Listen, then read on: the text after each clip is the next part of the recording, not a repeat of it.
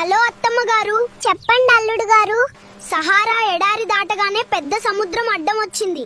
కానీ మీ అల్లుడు తక్కువోడు కాదు. ఏకంగా షార్క్ ని ఆటోలాగా పట్టుకుని వస్తున్నా మీ ముద్దుల కూతురేమో వెనకాల ఆ షార్క్ తోక పట్టుకుని టైటానిక్ పోజులు ఇస్తుంది. అబ్బో, నా బిడ్డ పోజులకి సముద్రం కూడా షేక్ అవ్వాల్సిందే అల్లుడు గారు.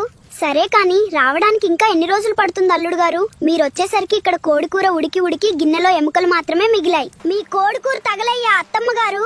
దీనికి స్టీరింగ్ లేదు, బ్రేకులు లేదు. మళ్ళీ నన్ను తీసుకెళ్లి ఏ చైనాలో పడేస్తుందో తెలీదు. అయ్యో, దానికి అంత కంగారు పడతారెందుకు అల్లుడు గారు?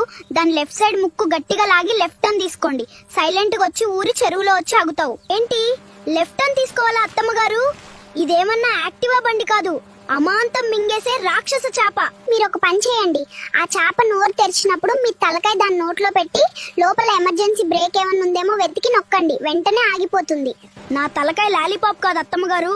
అయినా మీ కూతురు టైటానిక్ పోజుల మీద ఉన్న ఇంట్రెస్ట్ నా ప్రాణం మీద లేదు.